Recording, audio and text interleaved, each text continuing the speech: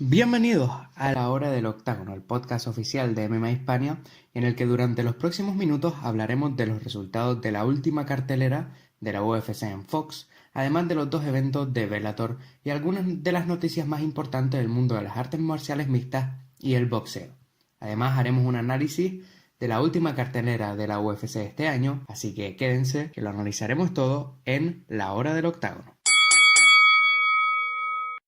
¿Y por dónde empezamos? Pues por los resultados del primer evento del fin de semana, que fue Bellator 212, en el que Michael Chandler logró volver a convertirse en el campeón de Bellator y ya es su tercera vez. Fue un combate más complicado de lo que esperábamos para Chandler. Llegó a vencer a Brent Primus por decisión unánime 50-45 a los ojos de los tres jueces. Chandler se vio noqueado, se vio afectado por varios de los golpes de Primus, pero siguió tratando de vencerlo, tratando de buscar esa finalización, sobre todo desde la guardia, donde logró conectar varios codazos y varios golpes que dejaron a Primus bastante noqueado. En el coevento estelar de la noche, Javi Ayala logró vencer a Frank Mir por sumisión, pero no fue una sumisión normal, ya que fue una acumulación de golpes.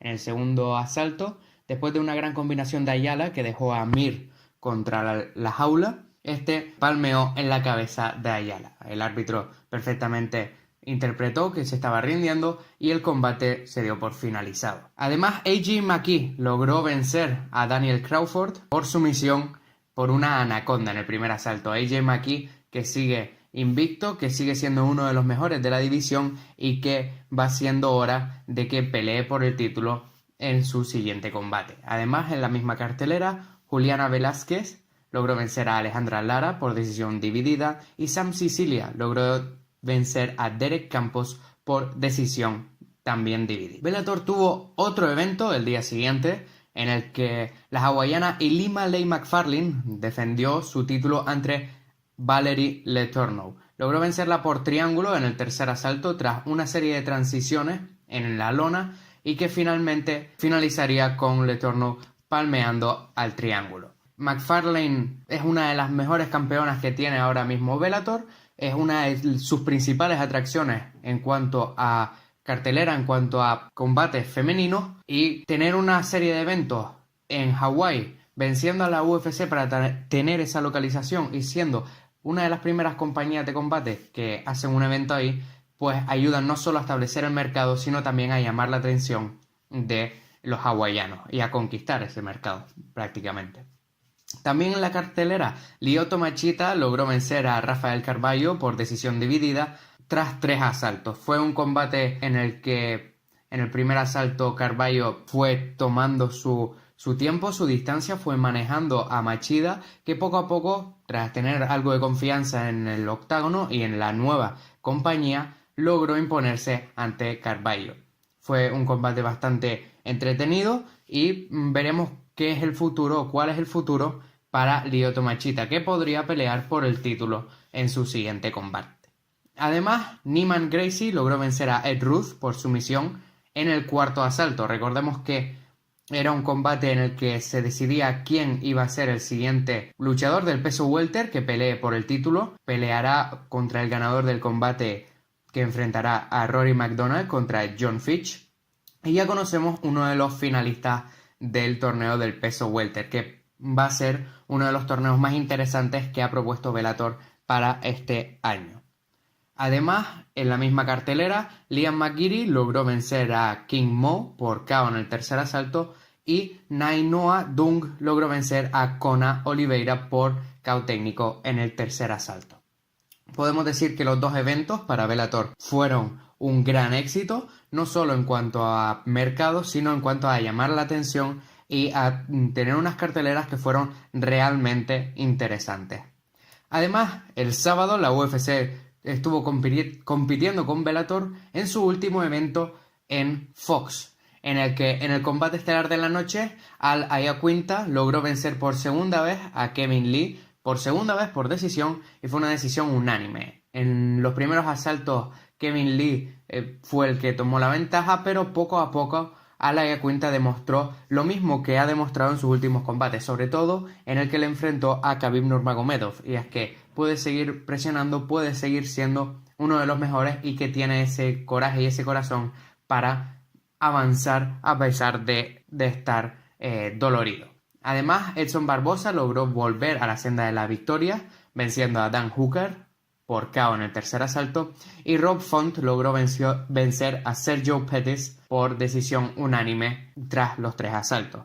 Además, Charles Oliveira también logró vencer a Jim Miller por sumisión, en este caso una guillotina, en el primer asalto. Fue una cartelera bastante interesante en la que vimos grandes combates, varias sumisiones y que empezó de la mejor manera con uno de los mejores combates del año, que fue el que enfrentó a Juan Adams contra Chris de la Rocha. Y en cuanto a las noticias más importantes de la semana, recalcamos una que nos sorprendió, salió el viernes, en el que Oscar de la Hoya invitó a Dana White a entrar al ring para pelear. Dijo en el programa de radio de Luke Thomas en Sirius XM que, y cito textualmente, entremos en el ring. Sí, ¿por qué? ¿Por qué no? Entremos en el ring. 3 asaltos, vamos a hacerlo.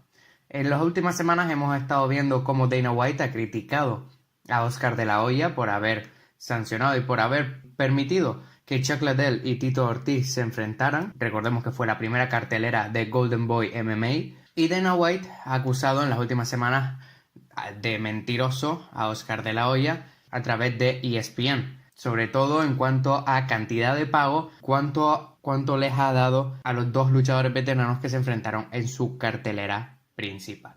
Veremos a dónde llega esto. Evidentemente no creo que los 2 promotores se enfrenten en ninguna circunstancia, pero su rivalidad se ha dejado notar una vez más esta semana. En cuanto a otras noticias, encontramos que la Comisión Atlética de California le ha devuelto la licencia de forma temporal a Jon Jones. Un Jon Jones al que le habían retirado esta licencia el pasado febrero y se le había castigado con una sanción de $205 millones estadounidenses. Para la comisión le ha devuelto esta licencia temporal. Debemos esperar a UFC 232 a que Jon Jones vuelva al octágono, veremos qué tal pelea, cómo ha estado, pero esta licencia es temporal ya que depende de que Jon Jones haga los trabajos de servicio a la comunidad que le han sido otorgados, además de que termine de pagar esa sanción, y algunos de los miembros que estaban en la comisión han pedido que Jones se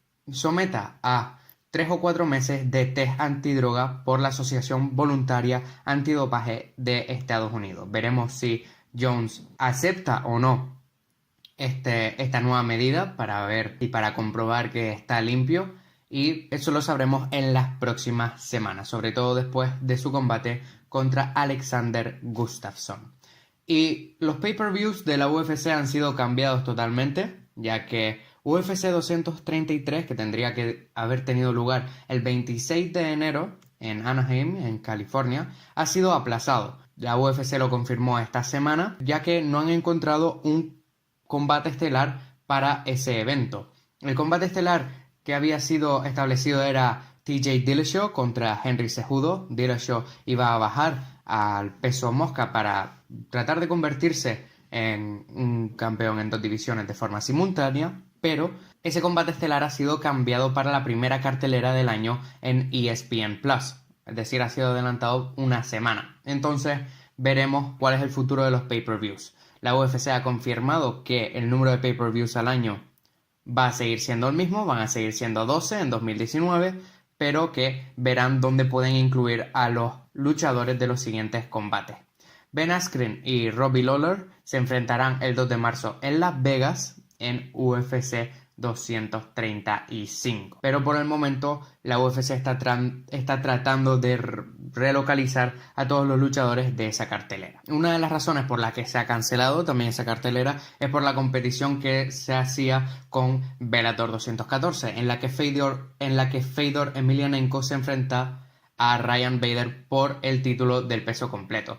Además, en esa misma cartelera, Gegard Mousasi defenderá su título del peso medio ante Rafael Lovato Jr. y también tienen a Aaron Pico en la cartelera principal. Entre otras noticias de la semana encontramos la última que queremos recalcar, y es que One Championship sigue con su expansión y ha firmado un acuerdo televisivo. Tras un informe preliminar de ESPN, MMA España ha podido confirmar que One Championship se retransmitirá a través de Estados Unidos por el canal TNT. Ha llegado a un acuerdo con Turner Sports de 3 años y veremos cuál es el impacto en el mercado estadounidense. Recordemos que One Championship se ha hecho con luchadores de la talla de Sage Northcutt, Demetrius Johnson y Eddie Álvarez, y que ahora los aficionados estadounidenses podrán disfrutar de estos luchadores a través de TNT. Se retransmitirá un total de 24 eventos en directo, además de otra serie de eventos grabados y otro tipo de programación. Así que le hará la competencia tanto a Bellator como a la UFC, pero veremos cuál es el futuro de One en Estados Unidos. Y vamos ahora, como siempre, en la tercera parte de la hora del octágono, a ver qué combates habrá la semana que viene. Y tras varias semanas, prácticamente desde octubre, no hay ningún tipo de cartelera, ni de la UFC ni de Bellator. Eso sí, la UFC terminará el año, el 29 de diciembre, con una de las mejores carteleras de todos este año. Y será la revancha entre Jon Jones y Alexander Gustafsson en Las Vegas. Además, tendremos un combate entre dos de las mejores luchadoras del mundo, entre dos campeonas en sus respectivas divisiones. Será el coevento estelar de UFC 232 y en él Cris Cyborg se enfrentará a Amanda Nunes. Amanda Nunes, que sube a 145 libras y que tratará de conseguir ser la primera luchadora campeona en dos divisiones. Además, en la cartelera principal encontramos a Carlos Condit, que se enfrentará a Michael Chiesa, que sube al peso welter después de haber perdido en su último combate contra Anthony Pettis. Además, en la cartelera principal encontramos un combate muy interesante para el peso semicompleto, en el que Ilir Latifi se enfrentará a Corey Anderson, y uno de los mejores combates en las 145 libras masculinas, en las que Chad Mendes regresará por segunda vez en este 2018 y se enfrentará a Alexander Volkanovski. Además, en la cartelera tenemos el regreso de Andrei Arlovski, que se enfrentará a Walt Harris, Megan Anderson, que se enfrentará a Kat Zingano, además de Peter Yan contra Douglas Andrade. Y tenemos el regreso de dos grandes luchadores que hemos visto muy poco en los últimos años, y será BJ Penn, que se enfrentará a Ryan Hall. Además, en los combates preliminares encontramos a Nathaniel Wood contra Andre Ewell, además de Uriah Hall contra Vivon Lewis. Pueden seguir UFC 232 a través de nuestra previa, que estará colgada esa misma semana el combate, y además de seguir todas las noticias del mundo de las artes marciales mixtas y del boxeo en mmahispania.com. Yo soy Adrián García, editor y redactor jefe de mmahispania.com, y esto ha sido La Hora del Octágono.